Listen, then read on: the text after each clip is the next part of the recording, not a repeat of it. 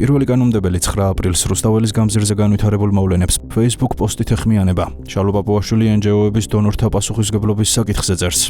ორი დღე გავიდა, რაც რამდენიმე NGO-მა ამაზრზენი ძალადობის აქტი ჩაიდინა რუსთაველის გამზირზე. ზიზღით ალისილი ენით შეიარაღებული თანამედროვე როდიონოვები მემორიალთან გადაიღობდნენ 9 აპრილის მონაწილეებს.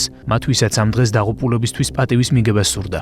მეორე დღეა, რაც ამ NGO-ების დონორებმა ფეხქვეშ გაგვითელეს ჩვენთვის ერთ-ერთი ყველაზე საკრალური დღე. მეორე დღეა ისინი პასუხის, დაგმობის, გამიჯვნის ღირსად და ცართულიან საქართველოს საზოგადოებას და მათ ვისაც რუსთაველის გამზირზე თავს დაესხნენ.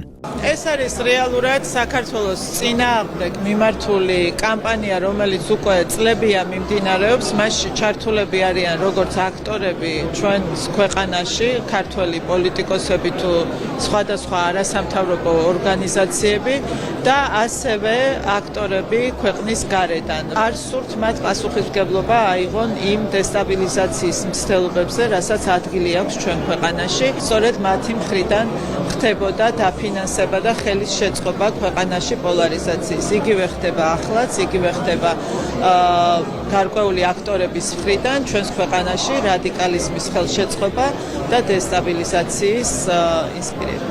ჩვენთვის დასანანი იყო, რა თქმა უნდა, ის სიძულვილი, რაც ჩვენ ვიხილეთ ამ დღეს, რომლის უკან პირდაპირ იდგნენ აი ეს არასამთავრობო ორგანიზაციები, რომლებიც ადრეც არაერთხელ არიან შემჩნეული მსგავსი ტიპის ძალადობაში და რაც ყველაზე უფრო დასანანია, ვიხილეთ სრული დუმილი იმ ევროპელების თუ სხვა საელჩოების მხრიდან, რომლებიც სხვადასხვა დროს ან პირდაპირ აფინანსებენ ამ ორგანიზაციებს, ან პოლიტიკურ მხარდაჭერას აღმოუჩენენ ხოლმე. უნებრივია ამ, ასე ვთქვათ, თარიღის და ამ დღის და ამ მნიშვნელობის მისაკუთრება და პოლიტიკური მიზნებისთვის და ვიწრო მერკანტილური მიზნებისთვის გამოყენება სრულიად ამორალური და დაუშვებელი არის. კარგი იქნება, რომ დიახ, დონორებმა, საერთაშორისო საზოგადოებამ, საელჩოებმა, სხვადასხვა წარმომადგენლებმა, ვინც ბუნებრივია, რომ პირდაპირ თუ ირიბად ამ ყველაფერს ან ამართლებდა, ან სხვაგვარად ფიქრობდა,